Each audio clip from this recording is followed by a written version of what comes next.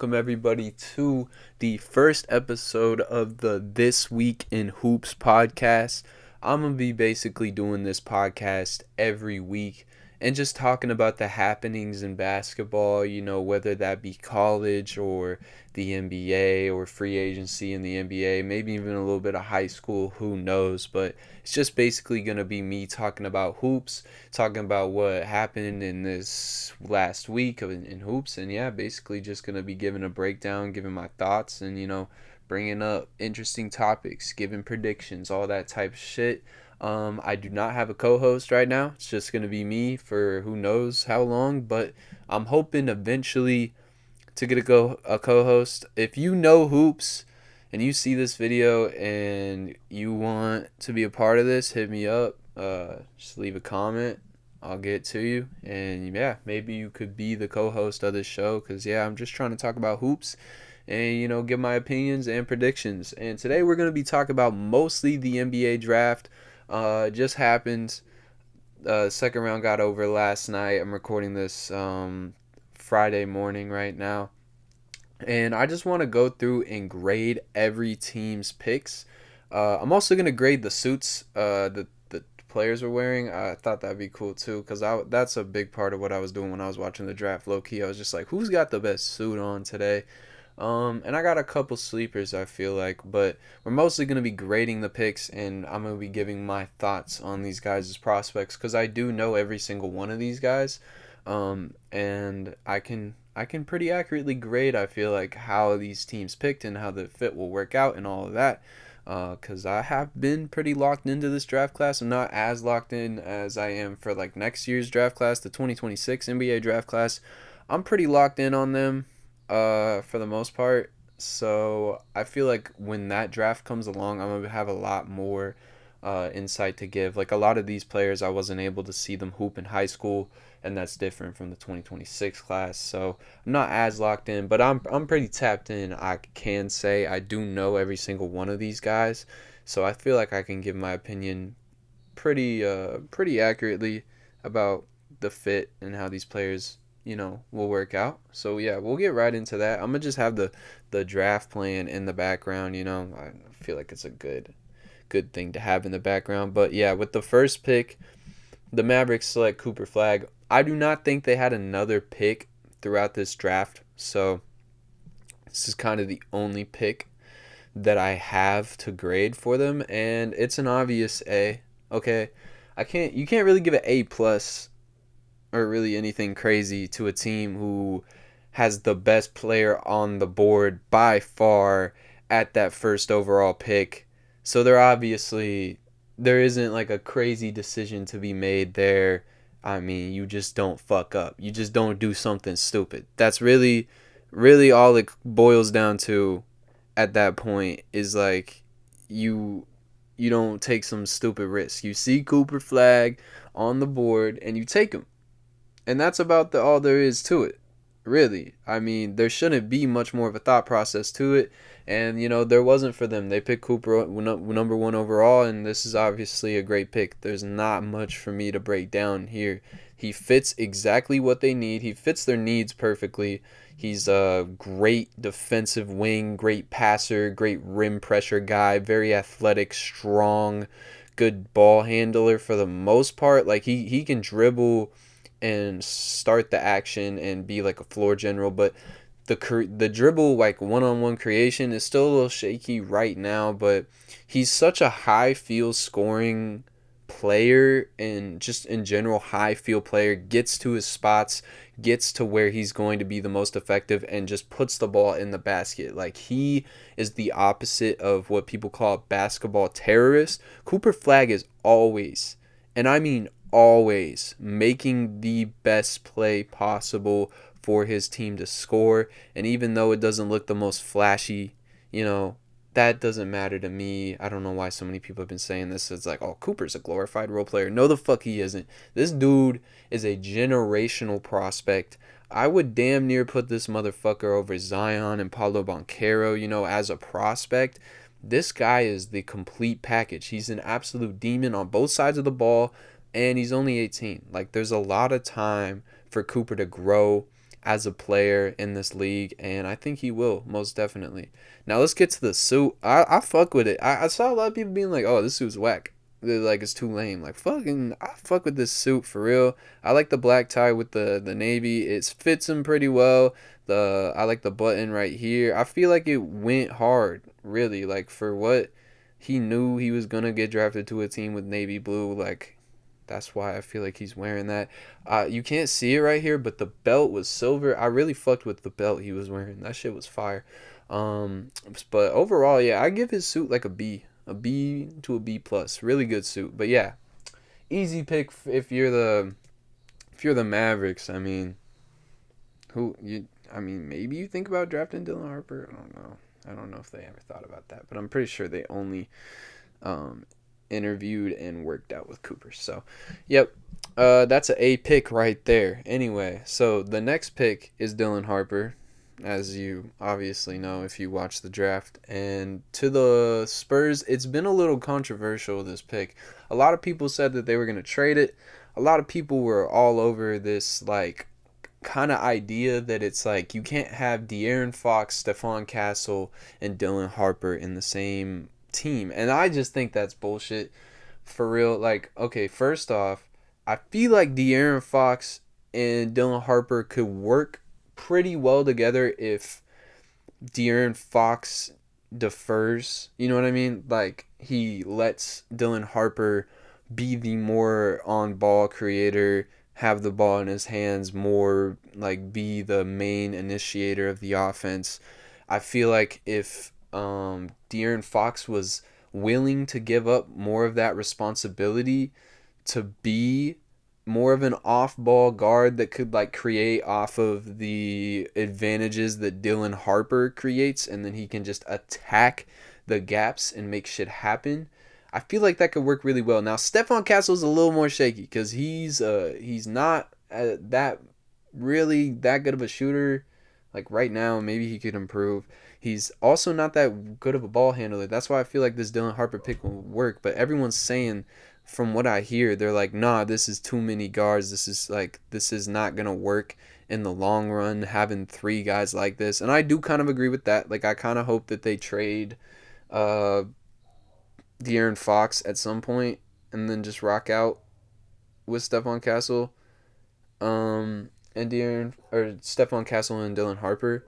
But I don't really, foresee that happening for the most part. I feel like they're gonna rock out with this kind of three guard lineup, even though I feel like Stephon Castle is more of a wing than a guard. Like these Spurs fans are kind of delusional about how good they think fucking Stephon Castle is. Like they legitimately think that he could be like a creator, like a straight up like he's the guard that could like run a whole offense. And just because he won Rookie of the Year does not mean that. It doesn't mean that at all. Like he's not gonna be that player. It's not. I don't really think it's in the cards for him. He'll be a good 3-and-D kind of like wing type of player. I don't know why the fuck that just happened. What the fuck? Okay, get the fuck out of here. Anyway, um, yeah, I don't really think Stephon Castle has that in him for the most part. I feel like he's gonna stay as like a 3-and-D play finishing wing type of player, and that's kind of just what his role is going to be. I think Dylan Harper is the future of that team at the guard position. He's better than De'Aaron Fox. He's better than Stephon Castle. And he's better than they'll ever be. Dylan Harper's going to be a star. That's why this pick is an A. The Spurs didn't listen to the noise. And that was the smart decision here. Don't listen to the fucking noise, bro.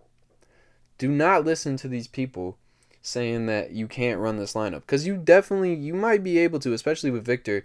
And you can also trade De'Aaron Fox at any time. Stephon Castle is also an asset. I don't think they really want to give him up.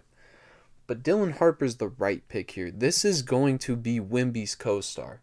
Dylan Harper is going to be the perfect co-star next to Wemby.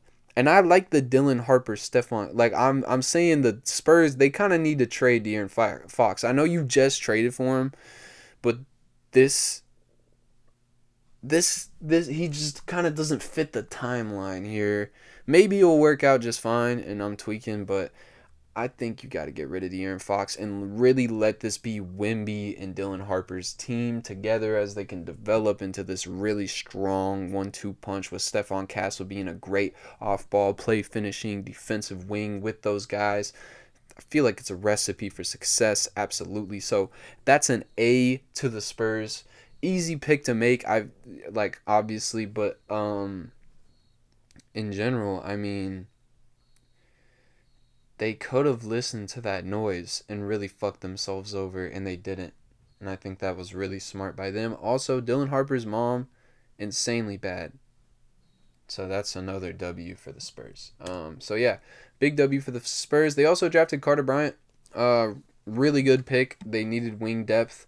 A lot of their wings are really old, and I feel like they got Carter Bryant at a decent place at 14. He's not like the most like jump off the page prospect. Really, he's kind of a jack of all trades, master of none type of guy. But he is going to be a contributor, I feel like, for them because all their wings are really old. I feel like he'll come in and he'll probably get a decent amount of minutes because that is a position where they struggle and they went and addressed that. So yeah, overall, I would grade this Spurs draft an A. Yeah, an A. They did a good job. They addressed needs. They didn't listen to the noise. They got the second best player available in the draft. I know it was at the second pick, but a lot of people didn't want him to take him. So I feel like W draft for the Spurs. This was a very good draft for the Spurs. And the suit, I'm gonna give this like a C plus. It's cool. I mean, it's just kind of basic. It's all black. Nothing special, but nothing. It's not bad either. And then Dylan Harper's mom is an A plus, obviously. I mean, I feel like you guys saw that coming. You know what I mean? She is something. Anyway, we're gonna be going on to the next pick, which is my Sixers picked VJ Edgecombe. Okay, VJ. I'm happy with this pick. My philosophy before we made this pick, the Sixers, was you should draft Ace Bailey and kind of just hold him hostage and use him as a trade asset. Get some shit for Ace Bailey, trade down, and then pick like maybe Kamal Malawach or Noah Asunge or someone, maybe even Colin Murray Boyles I would have been a little okay with. Maybe you trade down and you're still able to get Trey Johnson or something like that. That was where my head was at, but they went out, selected VJ Edgecombe, and I'm not mad about it. He seems like a really hard worker, a dude who's gonna come in and really not take this opportunity for granted. I think he's really going to be a monster defensively. He's an absolutely elite athlete. He jumps insanely far and high, and he's got an insane motor. I feel like he's going to be an instant impact on the defensive end, and as like an athlete, like off ball, you could get him in transition or off cuts. I feel like the shooting is also there. He really improved throughout the year at Baylor as a shooter and basically everything. Like basically literally everything that he was not that good at when he came into Baylor, he really improved at basically every single aspect of his game, whether that be his passing vision, his ball handling, his shooting, his overall just feel. It got all better as the season went on, and it got to the point where he was damn near Baylor's best player when the end of the season came, and he was really making plays for them. They were running a lot of actions specifically for him, and I think even though there's a lot of guards on this Sixers team, and that's really where it's going to be a little weird, is like we kind of need like a bigger wing power forward type player, and he's not going to be able to fit that role for us. Like we have an excess of guards, and we just got another one. He is a bigger guard, but he's still a guard, and that is the only issue here is just where is he going to fit at on this Sixers team. It's gonna be a little wonky at first, especially with the timeline of just drafting Jared McCain literally last year, but I feel like he'll come onto this team He'll fit. We don't need any more prima donnas like Ace Bailey on this Sixers team. So I feel like it is a good pick because the main issues he has are going to be supplemented by him being able to thrive off the creation of Tyrese Maxey and Paul George, and if Embiid's back and Quentin Grimes is hopefully coming back, he could thrive as like an off-ball player playing off of all of those guys, most definitely. So the Sixers also drafted Janai Broom. That shit had me pissed the fuck off last night. I was in my car like literally yelling, cause that shit. I don't know. I've come more around on it today as I've been thinking about it. I'm like, he was a really impactful player at Auburn. He's 6'9", he's big, he can rebound, and he's a decent passer and scorer, and he's got high feel, and he can defend in the interior pretty well, but then everything else is shaky. He's not a good athlete. He can't really shoot. He's old. I don't know. I feel like the Sixers could have picked. There was a lot of. You could have got Odu Thero. You could have got Bolkajib Markovic. If I'm definitely not saying that right, but you could have got Maxime Renewed.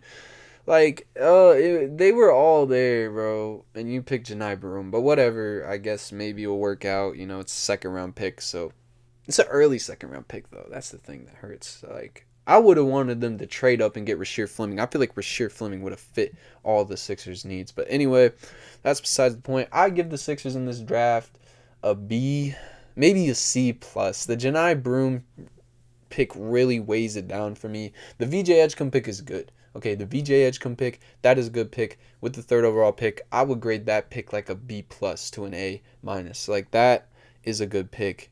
It's a not risky pick. It's a pick that I feel like the Sixers, we do need defensive, like minded athletes on the team. Some young motherfuckers that can really run up and down the court. That's something that the Sixers really lacked last year.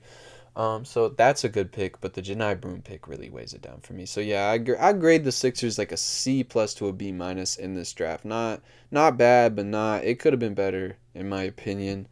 And the suit for VJ Edgecombe, I'm gonna give this. I fuck with the buttons and everything, and the chain, and I like his watch too. I know it's not part of the suit, but you know what I'm saying. I like this suit overall. I give this suit a B plus. B.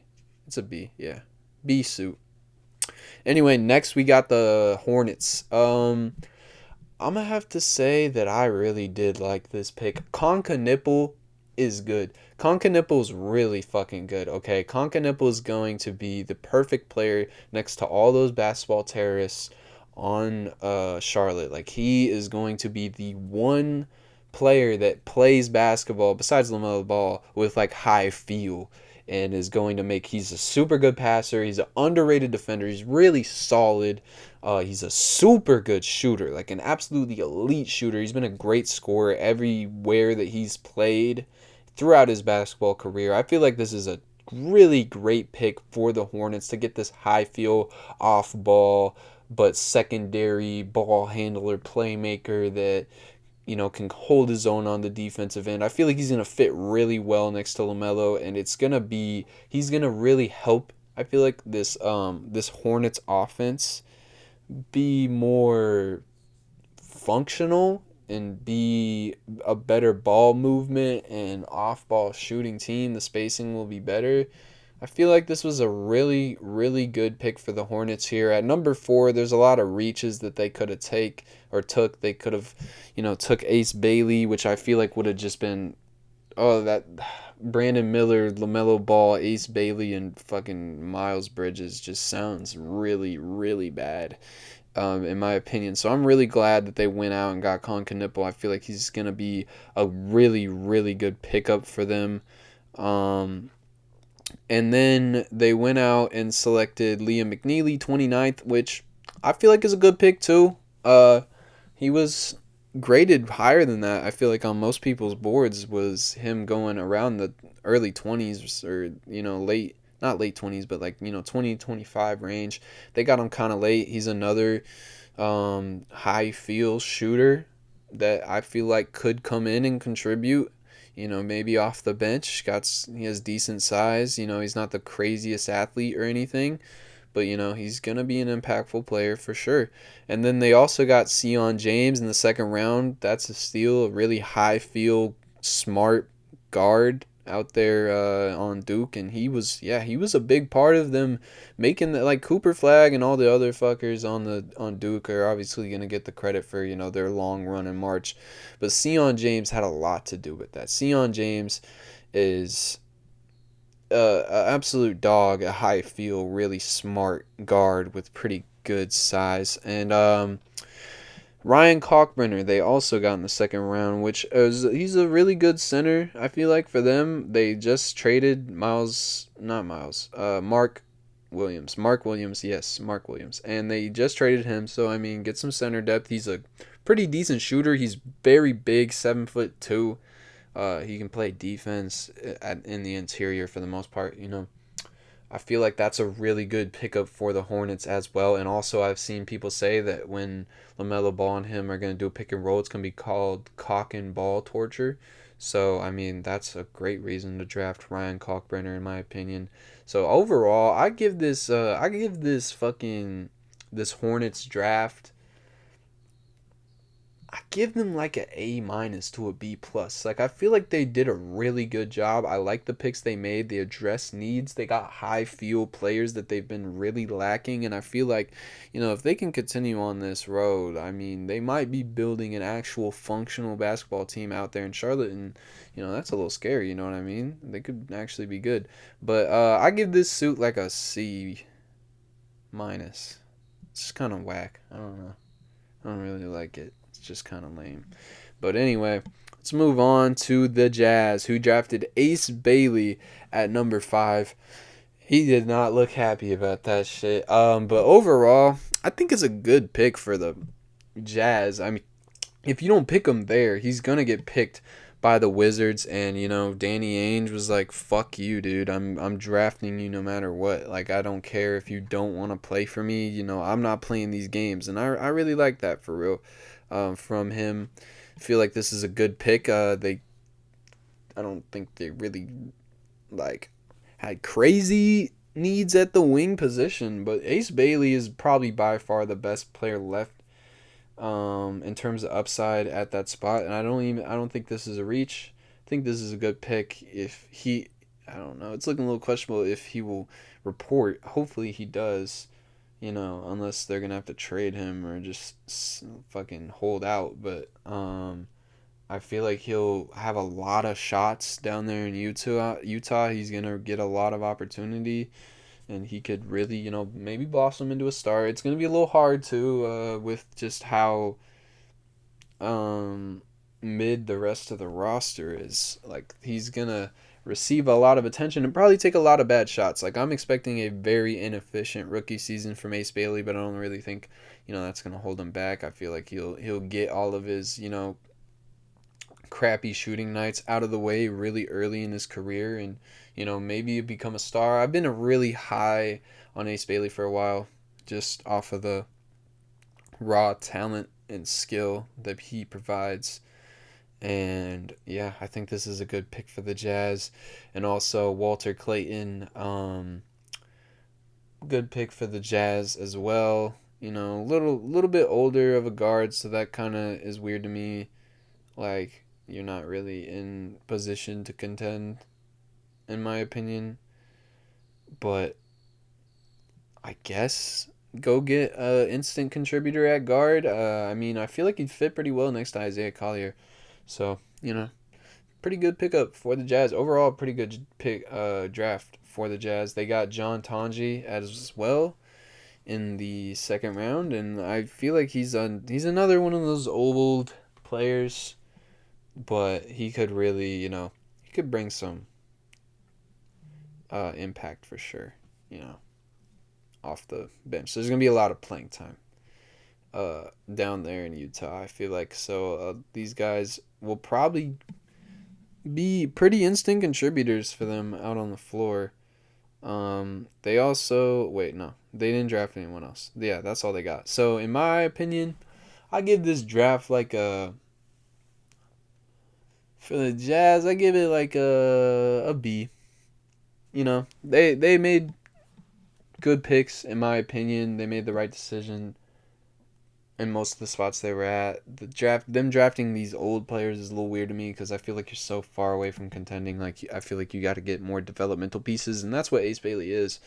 But I feel like they could have got more of those, and they kind of the Walter Clayton pick at 50. I don't 18. I don't really think it's gonna be a bad pick.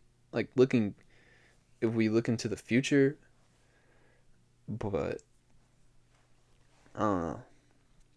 I just don't like drafting old guards when you have a young ass team. Like I feel like you should get some more developmental pieces at that spot. There's still a lot of really good players available at 18, and we'll see how it works out. But Ace Bailey suit it's like a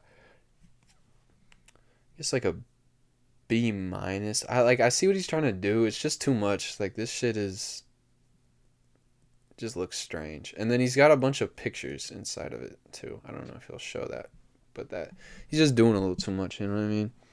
But anyway, let's move on to Trey Johnson at 6 to the Wizards. I feel like this is goated pick. They need a scorer. They need a guy to take a bunch of shots. They need wings. That's exactly what Trey Johnson is. He's a super decisive scorer, quick trigger shooter, just a bucket. He's the definition of a bucket, bro. And he's gonna fit on this Wizards team, I feel like really well with their young core. I really like what the Wizards are building. They could run Bub Carrington, Trey Johnson, Keyshawn George, Alex Sarr all on the floor at the same time. That's a really young lineup, but I feel like it's a lineup that in maybe 4 years that we'll be like talking about, like kind of like how the Thunder developed all their guys. I know that's a crazy take to say, but I feel like all of these guys have really high upside, and they feel like they will all achieve it. And I feel like this is a young core that could really make some noise for sure. Like I feel like this is the right step for them to go and get this, high value scorer that could eventually be the number one scoring threat on this team, because the guys I just mentioned like Alex Sarr, Bub, and Keyshawn George, they're not shot creators in a sense. Like that's not their main thing. They're not bucket getters. This guy is a bucket getter, and that's why I feel like he'll fit perfectly with the facilitating talent of Bub Carrington and the floor spacing of Alex Sarr and the fluidity of him as well, and then the defense of Keyshawn George.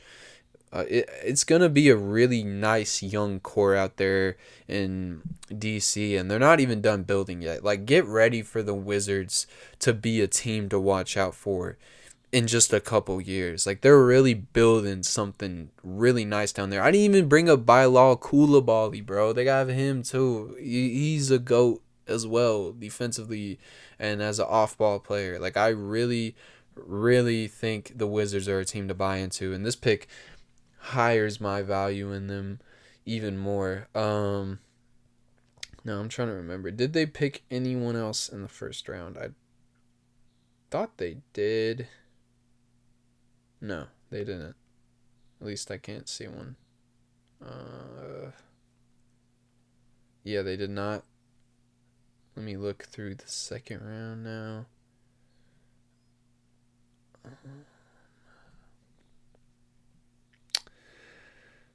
They got Jameer Watkins from Florida State. Pretty good defensive player. Yeah, I like that pickup too. Just another, freakish little wing defender that they could pick up, could eventually become a contributor for them. I like that pickup for them as well in the second round. But with that being said, I think that's all of the Wizards picks.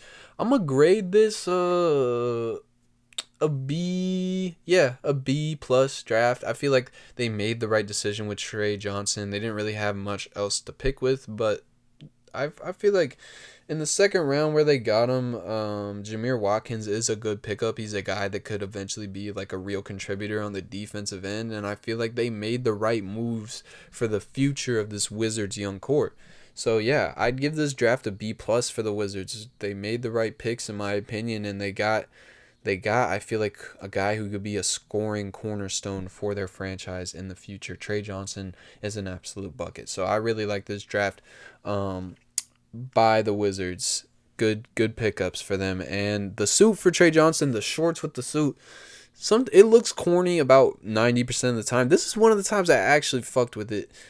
He was wearing Doc Martens, and I liked this whole look. I can't lie. I like this look for real. I'm gonna give this suit an A. Like, he really took a chance with the shorts, and I feel like he hit. I like this suit a lot, actually. This is one of my favorite suits from the draft. 100%.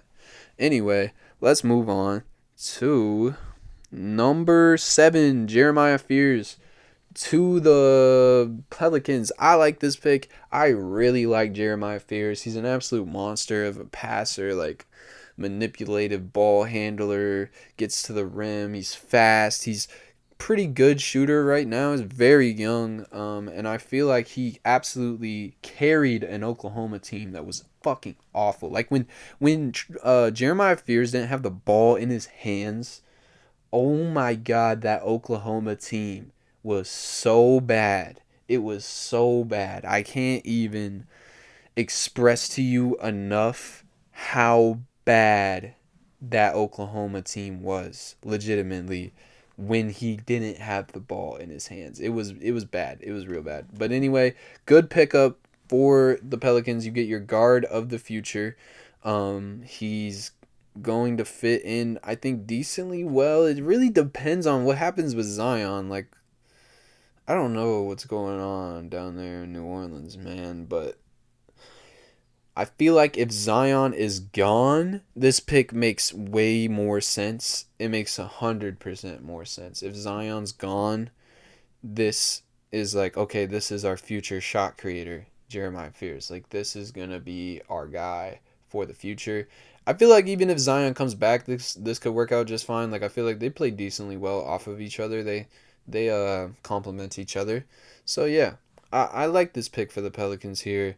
At number 7, I don't think it's a reach or anything. I love Jeremiah Fears. I think he's really gonna make noise in the league with all he offers, and he's super young. I feel like the first couple of years might be a little rough for him, like most small guards it is, and defensively there's always going to be issues. But I like this pickup here for the Pelicans, and then they also traded up. I don't know about the trading up part for the Derek Queen pick. But they traded up and got Derek Queen. Derek Queen is another player in this draft that I love. I think he's absolutely amazing. A lot of people completely write him off because they don't think he'll ever be a positive defender in the NBA at the big man position. But I beg to differ. I think he'll be good enough on the perimeter. He can really move on the perimeter. In the interior, yeah, I don't see him being that. Like, I feel like for the recipe for Derek Queen to be successful is if he's playing the 4. I don't think he can ever be your 5. And I feel like him and Yves Missi together on the court, it might get congested offensively, but I feel like if Derek Queen takes those jumps as a shooter, which I think he will, by the way, I think he will be a good enough 3-point shooter at some point. This could be really a really good pick for the Pelicans if like Jeremiah Fears and Derek Queen becomes their young core. I don't like this pick if Zion comes back because Derek Queen and Zion, it's just not. It just doesn't make sense offensively or defensively. They're both negatives on the defensive end. So I don't know. This really does hinge on what happens to Zion, in my opinion, because I feel like Jeremiah Fears, Derek Queen, goated combo. I feel like they could go really good. Like, that's a good young 2 players to, like, build around and maybe try to make a run with in the future. But with Zion, I don't know how I feel about this at all. Like, with Zion, this is a little weird fit wise, but Derek Queen and Jeremiah Fears are 2 of my favorite players in this draft, so I can't really get mad at them for taking them. Like, I think these are good pickups. Oh, and also the Wizards drafted Will Riley. I forgot to bring that up. Good pickup for them too. Nice shooting wing, decent defender, decent passer, has some upside. Good pickup for the Wizards as well. I didn't even realize that they also got him. I changed the Wizards draft from a B plus to an A. I'm changing that. That's a good pickup right there. I like Will Riley. But anyway, I'm trying to see. Did the Pelicans take anyone else? in this draft in the second round. I don't remember them having second round picks. Okay, so they didn't. So yeah. It really hinges on Zion. That's what I'm gonna say about this draft for the Pelicans. It really hinges on if Zion's coming back, and from the picks that they've made, it kind of looks like he isn't, because they got two young project guys that don't really fit with Zion. So I'm a grade this based on Zion coming back. I'm gonna give this draft for the Pelicans a B. The trade up to Derek Queen is a little questionable. I wouldn't have done all that for Derek Queen. Should have just feel like you should have just cut your losses, gotten Jeremiah Fears, and then picked up wherever else they were in the draft. I think they were in the teens before they traded up. But Jeremiah Fears and Derek Queen are also two of my favorite prospects in this draft, so I can't really hate on them. I feel like two good pickups. These two guys could really, really be some talented offensive creators in the future. Both really good playmakers. Both have really high upside. I really like Derek Queen's upside as a creator, and I really like Jeremiah Fears' upside as like a playmaking, really efficient initiator. So yeah, good draft for the Pelicans in my opinion. But I'd only give it a B because I don't know. Taking chances on two of these guys and trading up to get Derek Queen, and you don't know if Zion's coming back, so who knows how this will end up. But Zero Fears Chain Fire, I like the suit. Giving this suit like a B. Yeah, like a B. It's pretty good. Nice red suit. Like the tie and the chains are cool. But yeah. Good draft for the Pelicans, I guess. I mean, it's good, but it's not. Like, I'm weirded out by the decisions they made. Now we're going to get into probably the weird if what the Nets did in this draft works out, bro. My understanding of hoops will be flipped on its head, bro. Because the decisions that they made in this draft were crazy, man. And we're starting with one right here. Igor Demon at 8? At 8. There's no way he was going that high. Y'all have 5 first-round picks and you reach for him at 8? Why wouldn't you just trade down? This is the definition of a reach. And I don't think Igor Demon's going to be awful, okay? I'm not saying that. I think he'll be a fine player. But at 8, and the thing that baffles me more about this, like, sure, he's a great playmaker. He's got good size. He's got high feel. He's a good enough shooter. Even though the percentages are really bad, he shoots threes, okay? He's not a negative spacing wise. But the thing is that they take 3 other guys that are literally have the exact same issues as Igor Demon does. Have the exact same issues. They draft Nolan Traore, they draft Ben Serif, and they draft Danny Wolf. And then I'm looking, I don't think they had any second round picks. Yeah, they didn't get anyone in the second round. And they also draft Drake Powell, which is the only good pick, by the way. But I can't even fucking fathom how this makes sense. Igor Demon, what I just said, really good passer, struggles to get to the rim, not super athletic, not a plus shooter yet. So those are his weaknesses. Nolan Traore struggles athletically, vertically, is going to have trouble scoring at the rim in the NBA just based on size and athletic limitations vertically. Good passer, but not a very talented scorer, so he's not really going to draw that many advantages, and he's not that good of a shooter yet. Danny Wolf, really good passer, struggles athletically, will struggle to score at the rim in the NBA, is undersized for a center, cannot shoot very well, can pass, not a really insanely good passer, but can pass, but will struggle to create advantages and score in the NBA. I just described the same player 4 times. They drafted 4 of those guys. They drafted 4 guys with the exact same makeup as a player. I made a Reddit post about this. I was like, the Nets just drafted 4 dudes, but in just different fonts. Like, these guys are the same guy, but they're in different fonts. Like, it's so baffling to me to pick.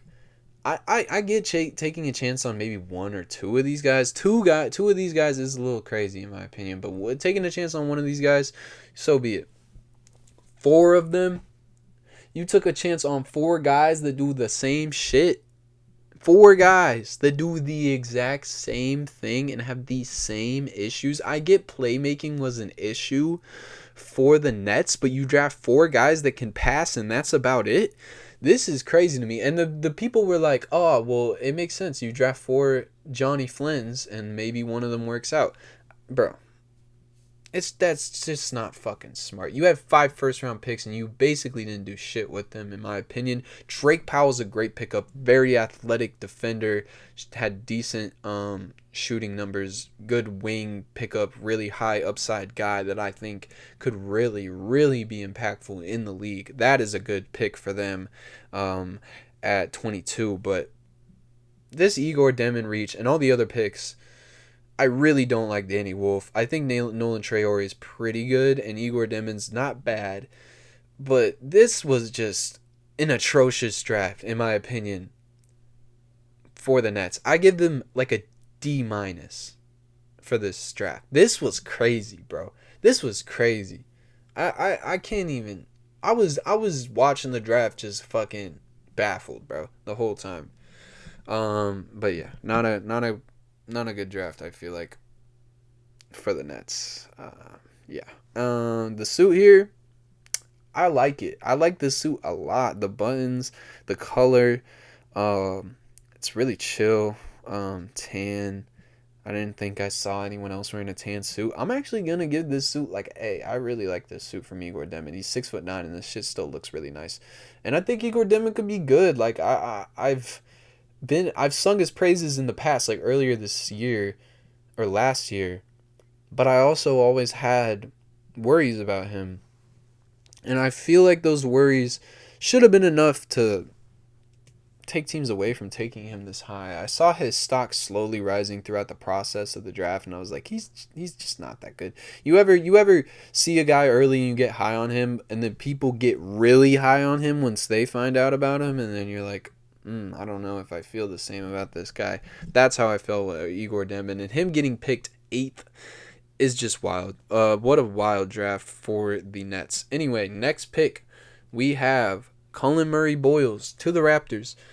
I was so surprised by this pick when it happened, because I was like, I told my mom when she was sitting next to me when I was watching the draft, I was like, I would bet $500 that they're gonna pick Kamon Malawatch here, and then they pick Colin Murray Boyles. Colin Murray Boyles is a very intriguing player. High playmaking feel, uh big power forward slash wing, like 6'8", very strong core, long arms. He's gonna be a really impactful switchable defender in the NBA. But the offensive game is very raw. The ball handling leaves a lot to be desired. He's a very post up, back to the basket type of player right now. The shooting is also kind of an issue. Um, I don't hate this pick for the Raptors. I feel like it's gonna be weird. Like, I don't think he fits on their offense at all. Him and Scotty Barnes on the floor at the same time makes no fucking sense. They already have a bunch of guys who are literally just like him, like archetype wise. So I like Colin Murray Boyles as a player. I expected him to go this high. I don't think this is a reach or anything. Um, it's just not the guy I would have picked. Like I said, Kamon Malawatch, just I feel like he makes the most sense. You have Jakob Poeltl at center up there in Toronto, and it just doesn't seem like he's gonna be that guy in the future. So I'm kind of baffled by this pick, really, when I saw it happen. But I don't think it's a bad pick. Colin Murray Boyles, feel like he could be a really impactful player. He's the exact player they love up there in Toronto. And, even though I don't see the fit now, who knows? He might develop as a ball handler and a shooter. And then he could fit in like a glove, I feel like, over there in Toronto. But still weird to me. Still would have took Kaman Malawach there. I don't know if they also had a second round pick. I'm looking.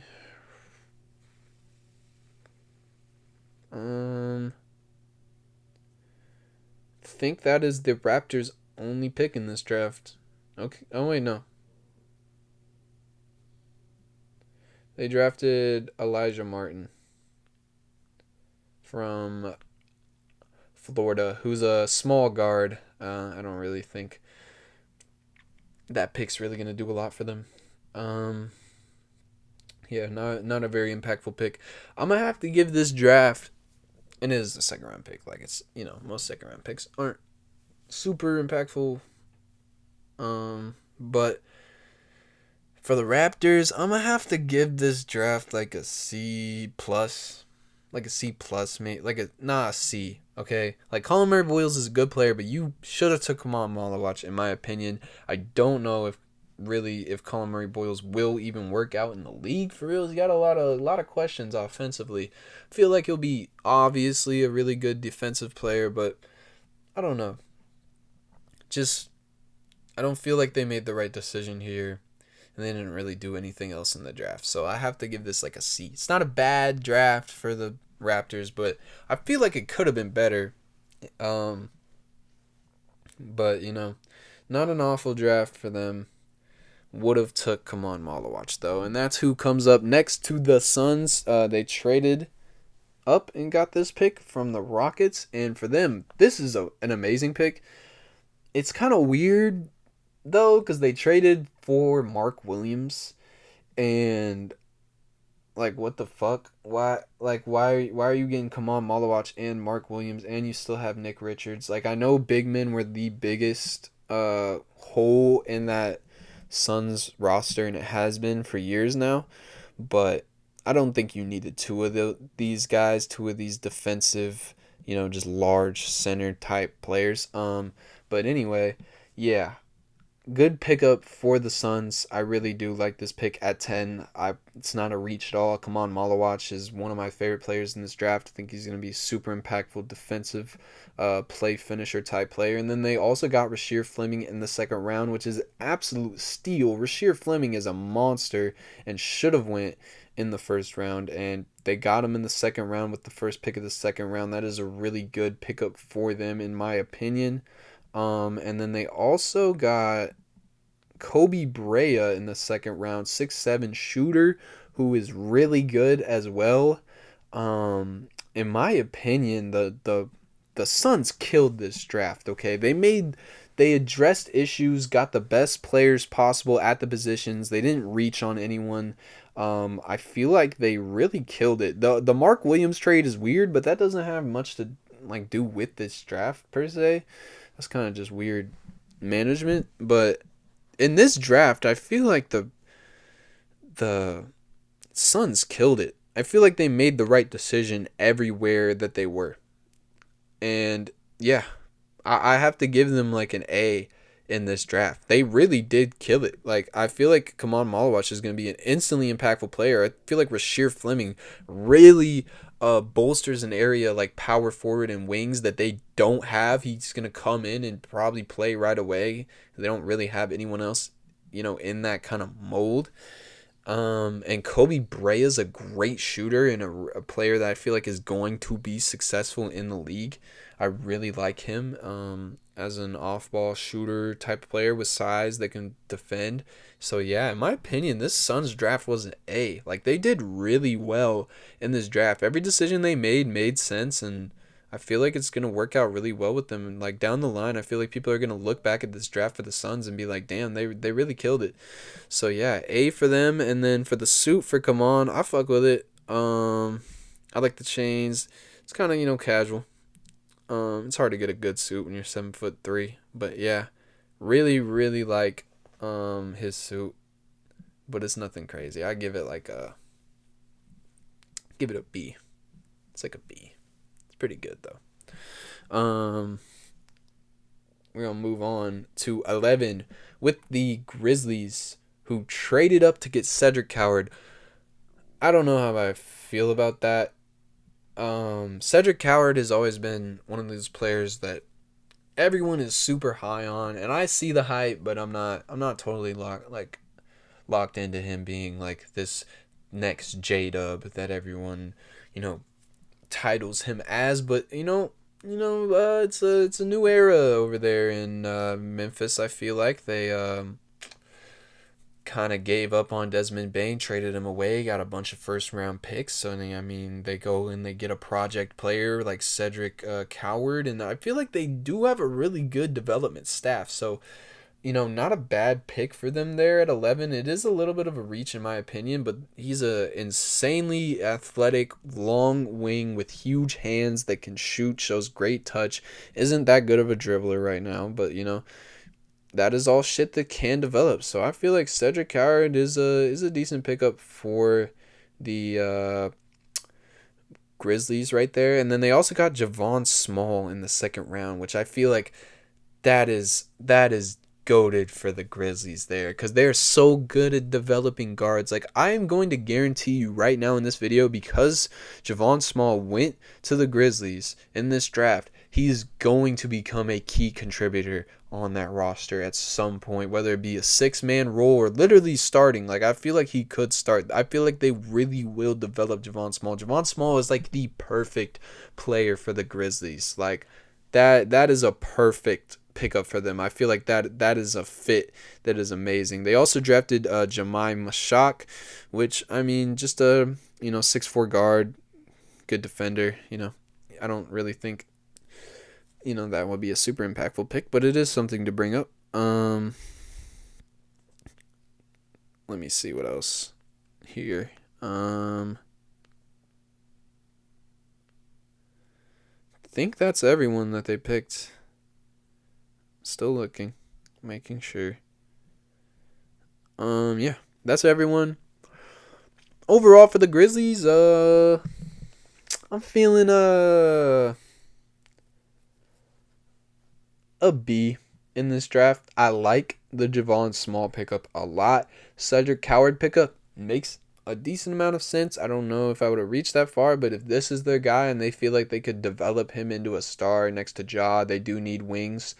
I feel like this is a good pickup for them in this draft, and we'll see how it works out with Cedric Coward, maybe becoming that type of freak wing in the NBA that he could become with all of his tools. So yeah, I don't think this is a bad draft for the Grizzlies at all. I think they deserve a B here, especially with that second round pickup of Javon Small. I think this is going to be really huge for them, and I don't think the Cedric Coward pick is like a crazy reach. I feel like he would have went around that range anyway, but still not the best pickup, especially trading up for him. They must have saw a lot that they liked. But anyway, moving on to the next pick. The Bulls pick Noah Asunge. Noah is one of my favorite players in this whole draft. Like, he is an absolute monster. This motherfucker is 6'10", over 7 foot wingspan, insanely fast, insanely athletic, insanely gifted defender. He's going to be an absolute monster defensively. He's so crazy in transition, and as a cutter, he can do the pick and roll, he can do the pick and pop. He is going to be, I feel like, a very impactful player in the NBA, and I like this pickup for the Bulls. They needed size, they need wings. and I feel like he's gonna fit on this roster. Him and Matas Buzelis are kind of the same type of player, and I feel like it's not really gonna clash all that much. I really do like this pickup for the Bulls a lot. I can't lie. I don't know if this is like the perfect fit roster for him to go to. I wanted to see him, maybe go to somewhere we can get more on-ball reps, but I don't think it will hurt for him to be more of an off-ball player at all. So yeah, good pickup for the Bulls. They also got Lachlan Olbrich in the second round, who I don't know. I'm not a huge buyer in him, but it's a really late second round pick, so it doesn't make a huge difference. So I'm not really gonna hold that against them. They also got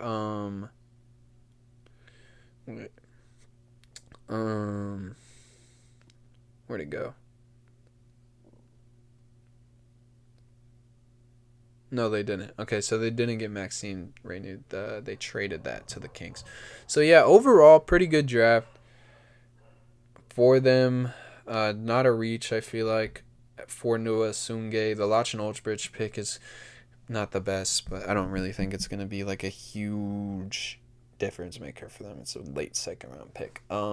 So I'd give them a B plus in this draft. I feel like you made the right pick, picking up Noah Sungay at 12. I feel like, yeah, that's where he was picked up. And yeah, I feel like it's going to be a really good pickup for the Bulls for their future. Really young player that could eventually be great for you. And I'm going to have to give this suit A+. This is like my favorite suit of the whole event.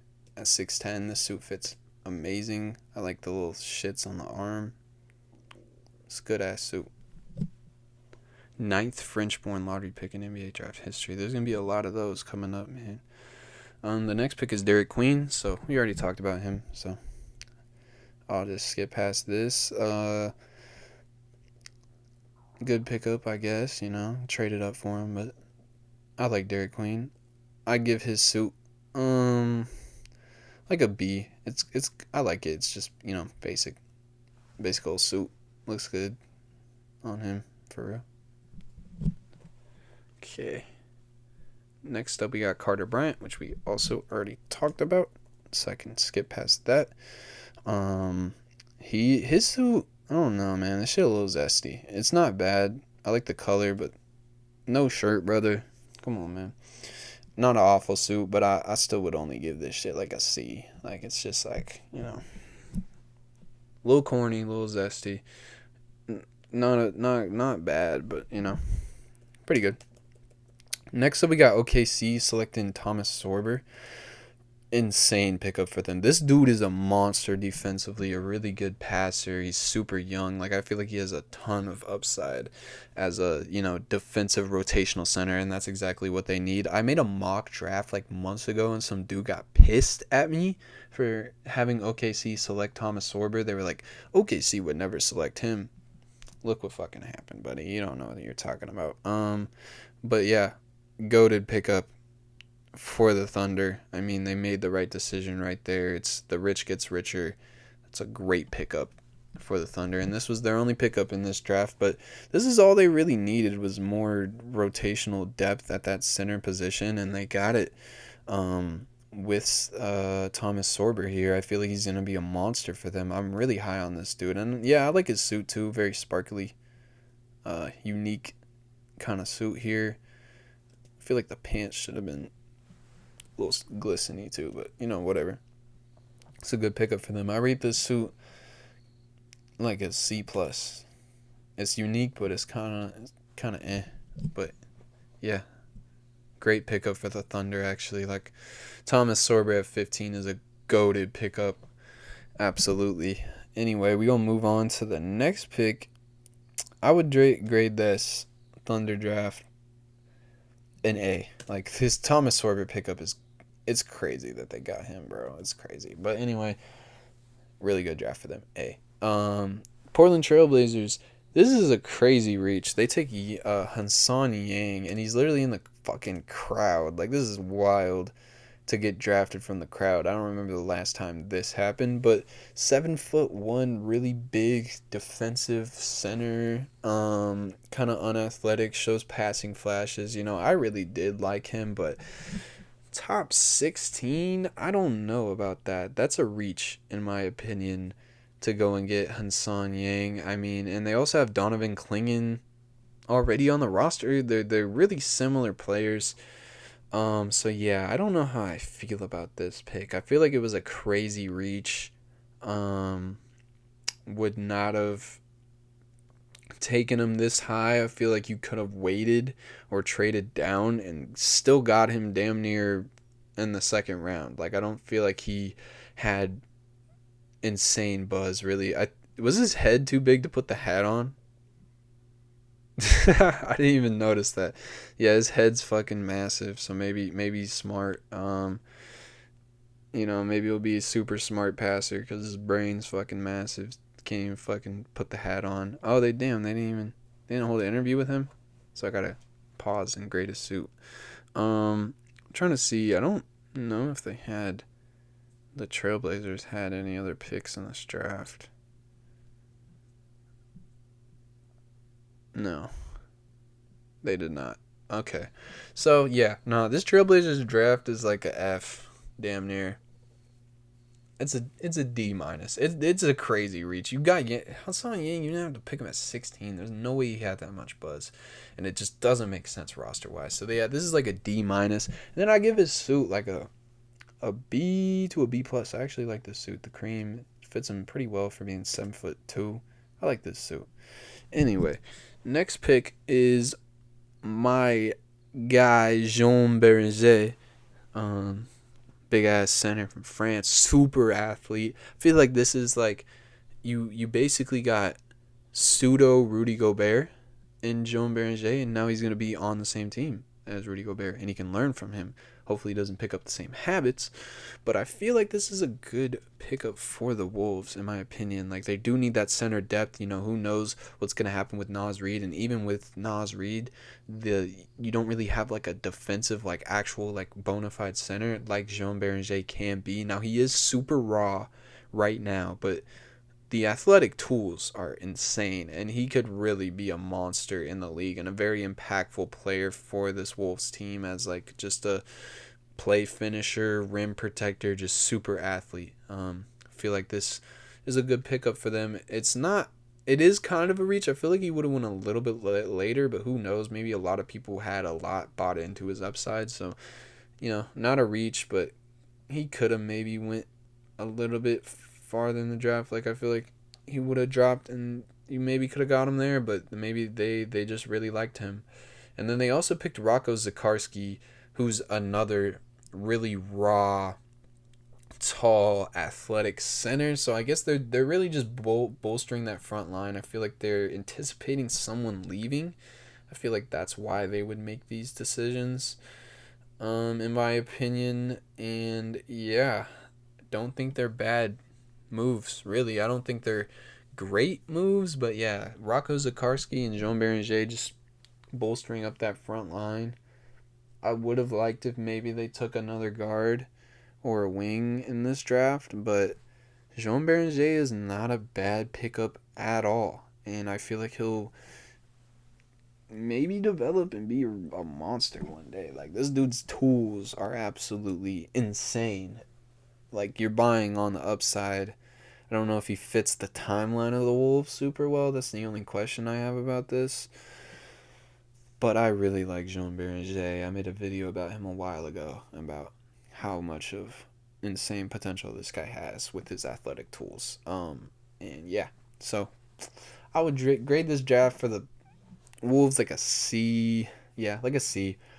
This Rocco Zikarsky's really risky guy. I don't know. About that pickup in the second round. And Jean Beringer is another really risky pickup for the Wolves. Like, both of those guys could just not work out, but they both realistically could be super impactful. So, good draft. Could have been better. I don't think the picks are bad, but I don't know. I would have liked Jean Beranger to go to a younger team, but maybe they did want to get younger. I don't know. I would grade it a C, like I said, and then I would say this suit is like a C as well. It's just kind of whatever. The buttons are nice, and the peach color is cool, but I don't know. It's kind of, I don't know. The pants and the shoes fuck it up. That shit looks weird. For real. Moving on to Walter Clayton, which we already talked about, so I'm just gonna skip up to him. His suit, give his suit like a fucking a D plus. It's just kind of basic. The chain's cool. I like this. Oh wait, fuck. Um, I like this look here. This is cool. Seems more like he's at a wedding though. I guess. Wait, you don't really wear black to weddings, but whatever. Not nothing crazy like a D plus suit for real. But he's all about business, and yeah, pretty good pickup for the Jazz, even though he's kind of old. Doesn't fit the timeline well. And then next up is Drake Powell, which I already talked about. I really like this pick for the Nets, but oh wait, no, this isn't Drake Powell. This is Nolan Traore. Yeah, this is a little weird. I don't know about this pick. He's one of the players who is just the different font from the other ones, like as I said earlier. Um, but he's good. I really do like Nolan Traore. He's got crazy burst, super high field playmaker. Played a lot in different roles over there in Europe and was pretty decent defensively. This suit, give it like a C. It's pretty nice. I like it, the designs on it, but it's nothing crazy. But yeah, weird pickup for the Nets, as I said earlier. Don't know how he fits very well there. And then the Heat pick KJ right here, Kasparas Yakachonis.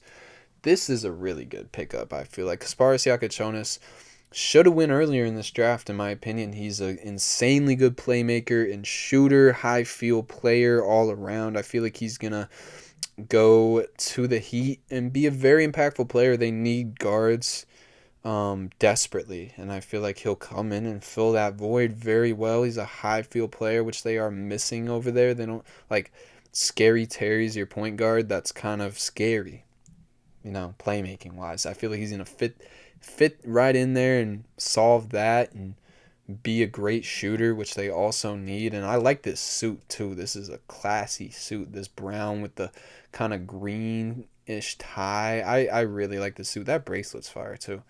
Overall fire suit. I give that suit like a suit's like an A.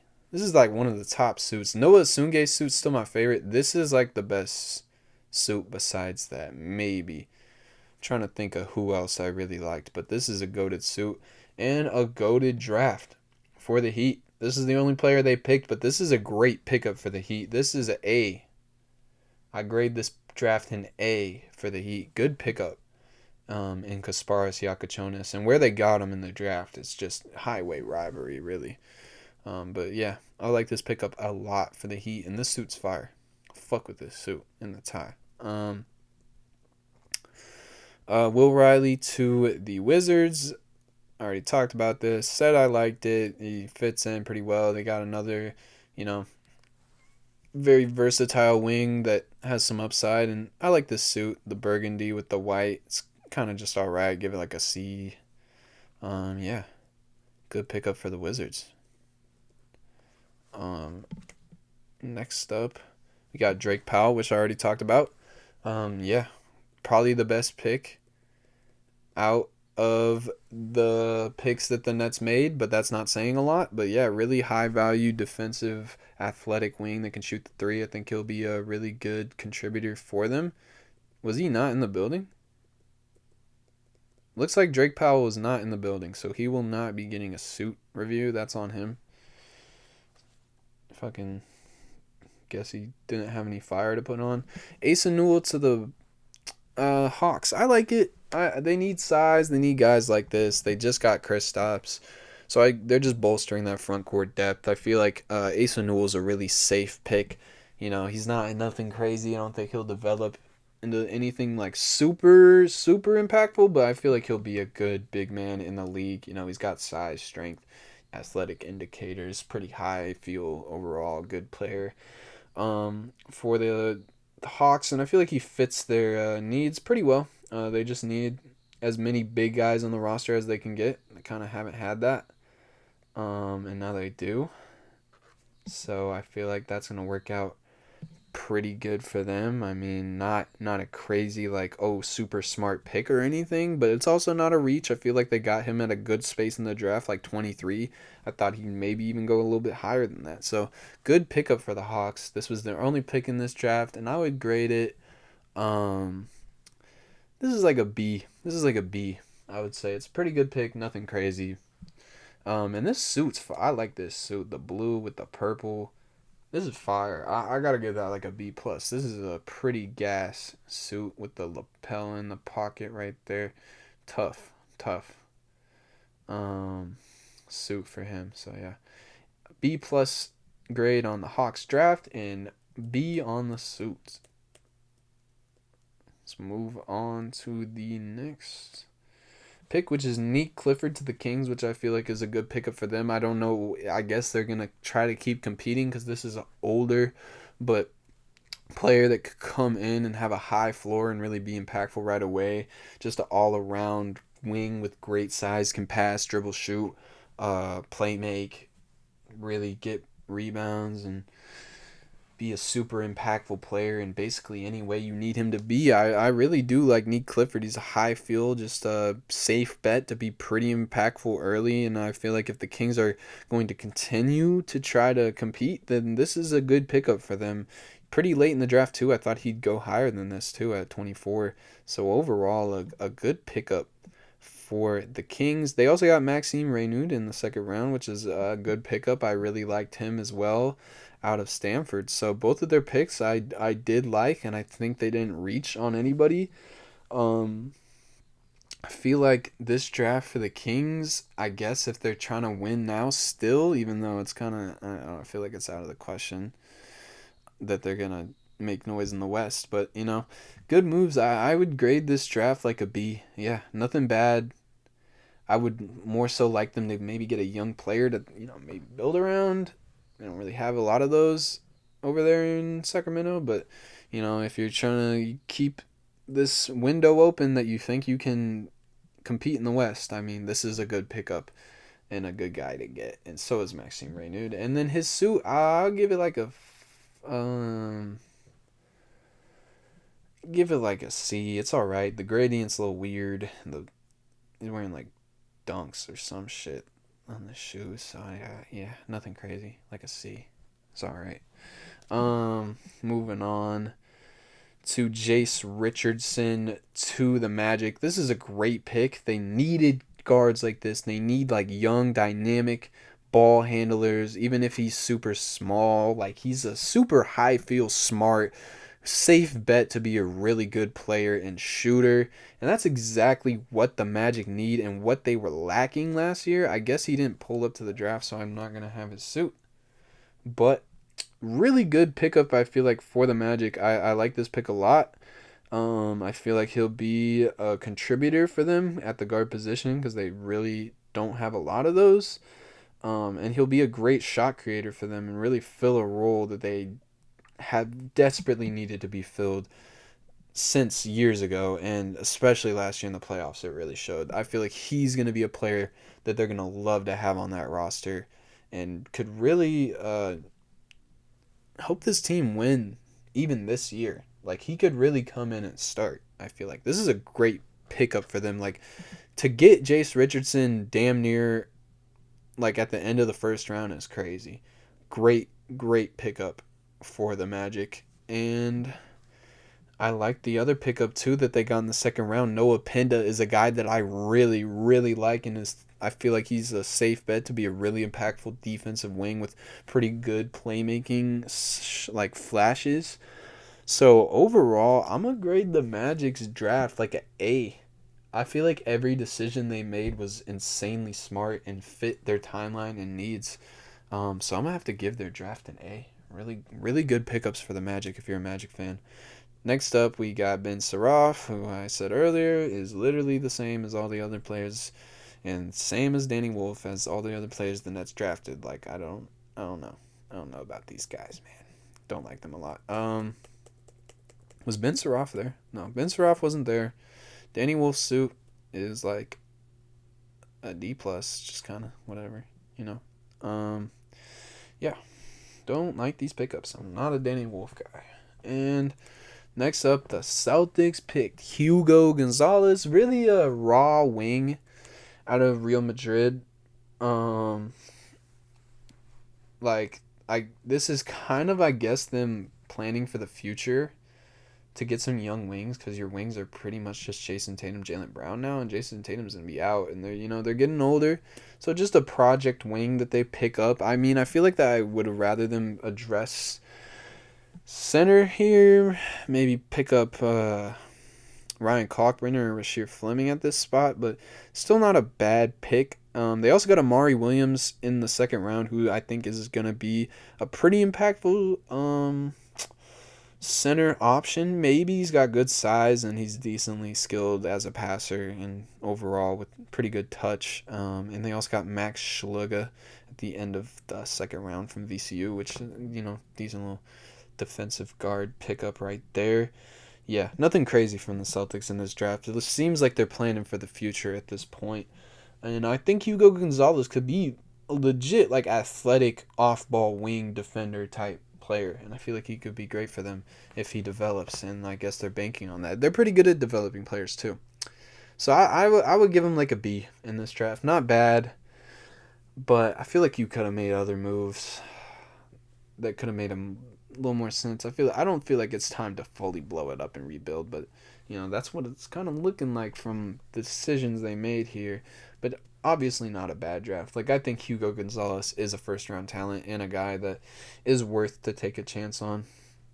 But next up is Liam McNeely, which I already talked about. I give this suit it's also like a D+. It's just kind of another Navy suit. But good pickup for the Hornets. And then the last pick of the first round. Oh, wait, the Hornets. Yeah, we already talked about everyone that they drafted. He was in the building. I didn't even know. Yannick Cohen Niederhauser from Penn State. This is a crazy reach. Okay, this dude's old. He's not good at basketball. He's a super athlete, and he's got great size. But to take him with the last pick of the first round, I feel like there's a lot better options that you could have went to. You could have went with a young player too. The Clippers have like no young players, and you draft an old guy who's been in college for a few years and still really hasn't developed. Just kind of an odd pick in my opinion from the Clippers. Like, this is a bad pick actually. This is a real bad pick. You had so many other options that you could have went with, and you should have went with a younger player over this center that I don't really even know if he has that much upside, if he still hasn't developed, and he's kind of just an athlete. Like that's kind of all he is. They also picked Kobe Sanders in the second round, which is a player that I really like and I think could be a sleeper in the second round. So good pickup there. But this pick is not good. This is a bad pick from the Clippers. This suit also whack. It's like a D+ in my opinion.